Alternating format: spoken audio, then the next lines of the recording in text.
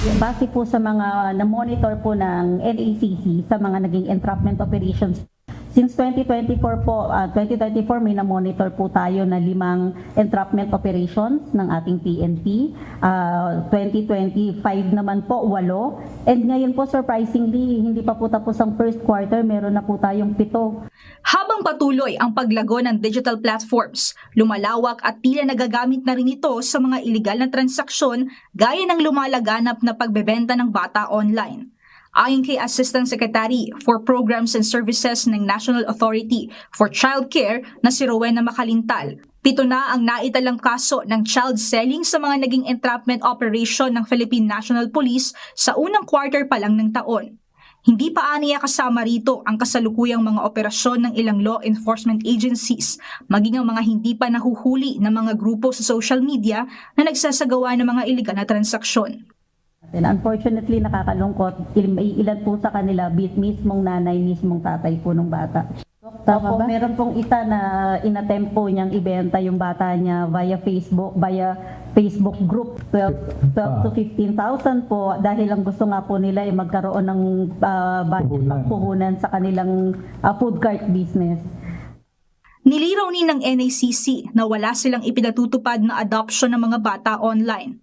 Para naman po sa mga gustong mag-ampon, wala pong online adoption. Kaya hindi po kayo dapat nagre-resort sa Facebook o sa internet para maghanap ng batang aampunin. Samantala, nagbabala naman ang NACC na ang sinumang nagparehistro ng isang batang hindi nila tunay na anak bilang sarili nilang lehitimong anak ay maaaring makasuhan at maharap sa 8 hanggang 10 taong pagkakakulong.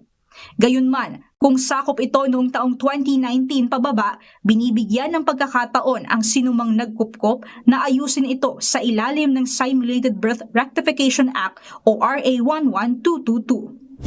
Ang Simulated Birth Rectification Act ay isang batas na nagbibigay ng pagkakataon na maitama ang pekeng rehistro sa kapanganakan ng isang bata. Ito ay para sa mga kaso kung saan ipinarirehistro ang bata na parang kanyang sariling anak kahit hindi naman ng anak ang nagparehistro. I-file lang po ninyo ang inyong mga petition sa mga local government units sa ating mga LSWDO. Ika-cancel po yung simulated birth certificate. Ilalabas po yung tunay na birth certificate para maipakita po natin yung true identity ng bata na inampon ninyo. Diretso na po sa proseso ng pagpapaampon. At wala po kayong penalty.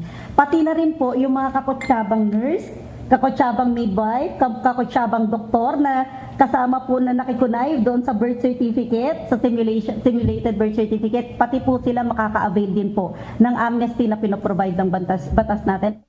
Dagdag pa nito, ang naturang palugit at pag-legalize ay hanggang March 2029 na lamang.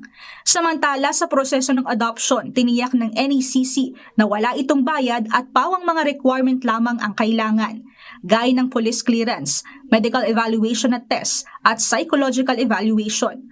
Pagkatapos, dadalhin ang bata sa assessment ng mga social worker para sa matching test. Muling paalala sa mga magulang na huwag gawing negosyo ang mga anak o iwanan na lang kung saan. Kung hindi nila kaya ang pag-aalaga, lumapit sa NACC. Tiniyak din ng ahensya na hindi ito magdudulot ng kaso ng abandonment basta't idaan sa maayos na proseso upang ang bata ay mapunta sa lugar na ligtas at maaalagaan. Mia Alonso, UNTV News and Rescue. Diyos ang aming sandigan, serbisyo publiko ang aming pinahahalagahan.